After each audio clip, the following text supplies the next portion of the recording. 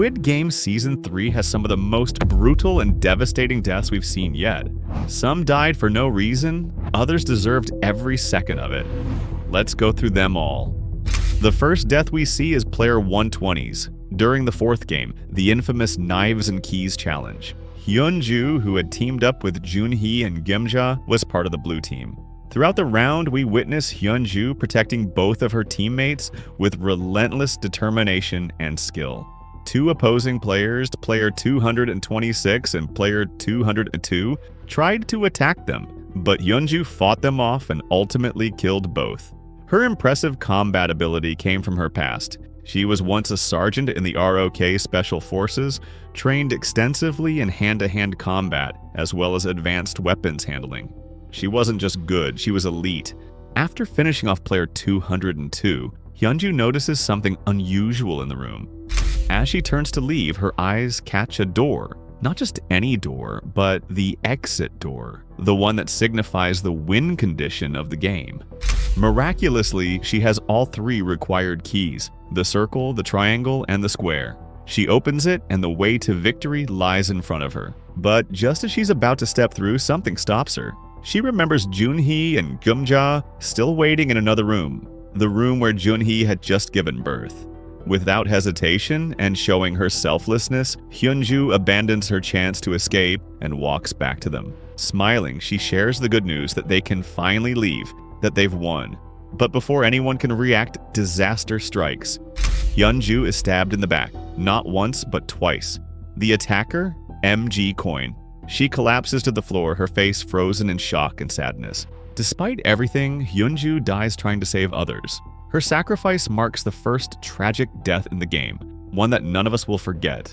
Though you might argue that Hyunju didn't deserve to die at all, some fans believe her story had been told and fulfilled, thus her death actually made sense. So what do you think? The next death we witness is that of a player 044, the shaman lady, and it's a much-deserved downfall. After tragically losing all her loyal followers, she eventually stumbles upon the exit door. Hope fills her face as she runs toward it, believing she can finally escape. But that hope quickly fades. As mentioned earlier, the door requires 3 keys to open: the circle, the triangle, and the square. She reaches her key and realizes she only has the circle one. Determined, she leaves the room in search of the remaining 2 keys. While searching, she encounters player 100. She notices something. He has both the triangle key and the square key. She tells him that she knows where the exit door is and that together they now have all 3 keys to escape. Gramps agrees and she leads him to the door. But just as the door opens and the light shines through, betrayal strikes. Gramps suddenly pushes her away from the doorway, steps inside and pulls 1 key from the lock, jamming the door shut behind him. The shaman lady slams on the door, shouting in rage, cursing player 100 with every word she can conjure. And then the real nightmare begins. Min-soo arrives. Still suffering the effects of the Thanos pills, he's hallucinating wildly. He approaches the shaman lady, trembling, shouting desperately for Sami, his dead friend. Confused and panicked, also because of the effects of the pills, he mistakes the shaman lady for Namgyu, the player responsible for Semi's death. Blinded by rage and delusion, Min-soo lashes out. He stabs her repeatedly, over and over, yelling Semi's name through tears and madness. The shaman lady dies painfully, sitting against the very door she helped open, her blood staining the ground. Her final curse may never be heard, but it's definitely felt, and many of us have already anticipated her death for months. While player 044's death was chaotic and brutal, Daeho's downfall was far more personal. His betrayal, his lies, and his cowardice finally caught up to him, and Gi-hun was ready to make him pay. Gi-hun holds Daeho personally responsible for the failed rebellion and the deaths of the players who participated in it, most notably the death of Gi-hun's best friend, Young-bae. Ever since that day, Gi-hun has had only one thing on his mind: revenge. And now in the fourth game, Knives and Keys, Gi-hun is determined to end Daeho's life for good. Daeho senses the tension. He confronts Gi-hun before the game begins, attempting to defend himself, but it's useless. Gi-hun isn't listening. He's already made up his mind. The moment the game starts, Gi-hun immediately begins hunting for Daeho throughout the maze, completely ignoring other blue team players. His focus is razor sharp. His target is Daeho. After a long, intense search, Gi-hun finally finds him in a room of stairs. The two clash in a brutal fight. In the heat of the moment, Daeho breaks down and confesses everything. He had been lying from the start. He was never a Marine, never strong, never skilled. The tattoo he had proudly worn was fake. He couldn't even fire a gun. All of it had been an act. Daeho begs Gi-hun for mercy, but Gi-hun is past reason. He lunges, but Daeho bolts, fleeing in desperation. He sprints into a nearby door only to discover too late that it's a trap. Behind it is nothing but a drop into the void. Cornered and hopeless, Daeho turns around slowly. And there stands Gi-hun, eyes full of rage. Without hesitation, Gi-hun attacks and ends up choking Daeho with his bare hands. Struggling, gasping, Daeho dies, his final moments consumed by fear and regret. While Daeho's death was driven by vengeance, Yongsik was fueled by desperation and ended in pure heartbreak. It happens shortly after Hyunju's tragic death. Junhee and Gyumja leave the room where Junhee had given birth, following Hyunju's final message about the location of the exit door. As they're about to open it and escape, Yongsik suddenly appears, blocking their path. He's holding a knife. His eyes are full of panic and desperation. His target is Junhee, but Gyumja, his own mother, steps in between them and stops him. A tense silence fills the air. Yongsik then breaks down, explaining why he's doing this.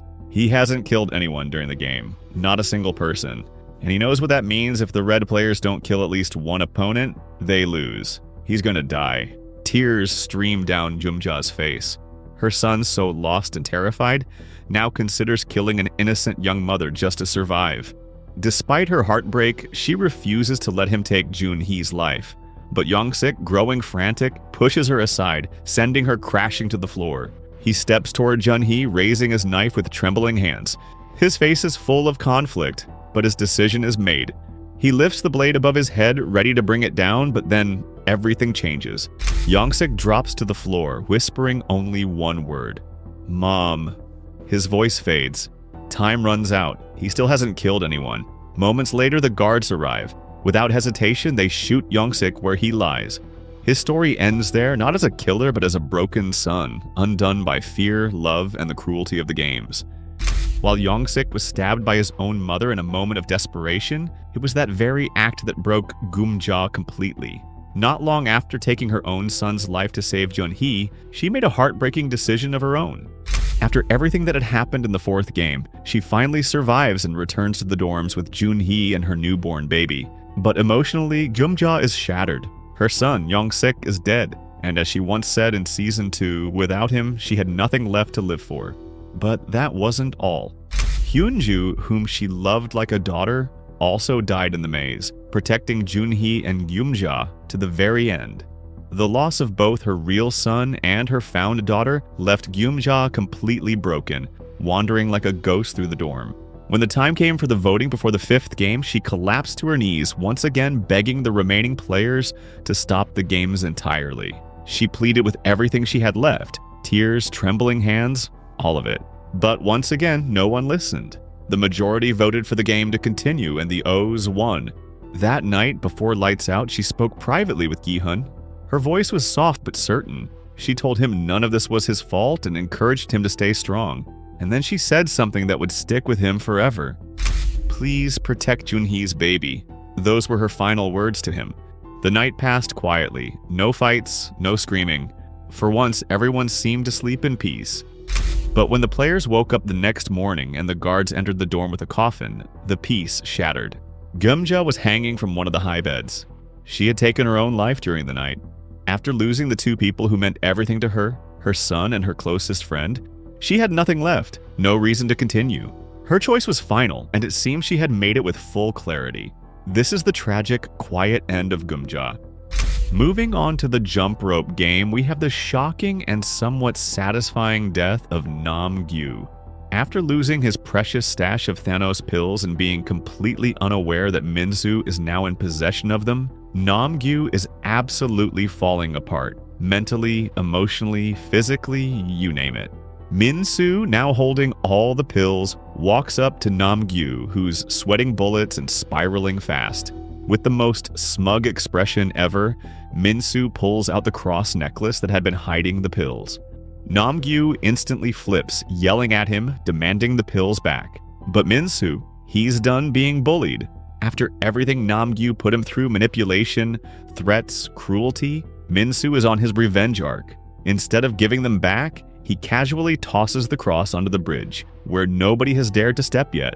Nam-gyu, desperate and shaking, realizes he has no choice. He becomes the first player to attempt the deadly bridge, all for the pills. He jumps and makes it, one piece at a time, just trying to get that cross.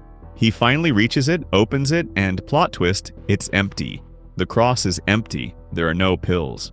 The realization hits Nam-gyu like a truck. His eyes go wide, his breath stops. The betrayal is complete. And just like that, the giant rope swings across the platform. Nam-gyu doesn't even try to dodge it. He just stands there, still frozen, still thinking about what just happened. The rope smacks him clean off the bridge. Nam-gyu falls into the abyss below. Player 124 eliminated. A poetic end to a chaotic villain. Everything feels empty now, but it's even emptier after this next death. Yoon-hee's death. After witnessing the loss of Gyeomja and Hyunju, Joon-hee is beyond broken. There's nothing but despair in her eyes. When the time comes for the 5th game, the atmosphere is heavier than ever. One by one, the remaining players jump the rope and move forward. Most of them dying, everyone except Joon-hee. She's the last one. Back in the 4th game, while trying to escape from player 226 with Hyunju and Gyeomja, Joon-hee fractured her left foot. Since then, she's barely been able to walk, let alone jump. So when the 5th game arrives and it's her turn, the arena is already cleared. She stands alone on the edge of the platform. 1 minute remains on the clock. Gi-hun, holding her baby in his arms, urges her to wait, to stay still while he figures out how to help. He yells across the gap that he's coming back for her, but Joon-hee refuses. She tells him that it's no use. With her foot in that condition, she simply cannot jump. It's not fear holding her back, it's the physical impossibility of it. Tears welling in her eyes, she looks at Gi-hun and makes one final request. Please protect my baby. Gi-hun begs her to try, pleads with her not to give up, not like this. He tells her to give it a chance, to fight for her life. She sheds one last tear, takes one last look at her child, and steps forward. She walks to the edge, whispers goodbye under her breath, and falls into the void. That's where Joon-hee dies. Not from violence or the game's brutality, but from quiet acceptance. She knew she had no chance. Her last act wasn't desperation. It was love. All she wanted was for her child to live and for someone to care. Her final hope rested in Gi-hun, and that was enough for her. After Min-soo's revenge, he actually survives the 5th game and becomes a finalist, reaching the final stage. But little did he know, this game would be his last. He is the first player to die in the final game. The 6-O's players secretly agree to eliminate one player in each round, and for the first round, they choose Min-soo. He is still under the effects of the Thanos pills, heavily hallucinating and confused. While the O's plan to push Min-soo into the void, they hesitate. Getting too close is risky. Min-soo might grab onto someone and pull them down with him. They need a safer method. That's when MG Coin picks up a long metal pole. His plan is to push Min-soo from a distance. Min-soo, in his delusional state, mistakes MG Coin for See Me. He believes the pole being extended toward him is her hand, reaching out to him. Min-soo starts crying, emotionally overwhelmed, believing Sammy is forgiving him, calling him to go with her. He slowly reaches out, whispering her name. But the truth is far from what he sees. The moment he touches the pole, MG Coin shoves it forward, sending Min-soo off the platform and into the void. That marks the end of Min-soo, player 125. Though tragic, he died feeling close to the one person he missed the most. In some way, after all the pain he caused and the loss he suffered, Min-soo got both revenge on Nam-gyu and a final, comforting hallucination of Say-me. His story ends there. His redemption, grief, and delusion all crashing down into the void along with him. While Min-soo died lost in a hallucination, believing he was reaching out to someone he loved, Gramps' death was the complete opposite. After being such a horrible human being, betraying almost everyone who helped him, and plotting to end the lives of nearly every player, he finally gets the ending he truly deserves: death. Gramps, throughout the games, showed zero remorse. He manipulated others, especially those who trusted him, and his greed was unmatched.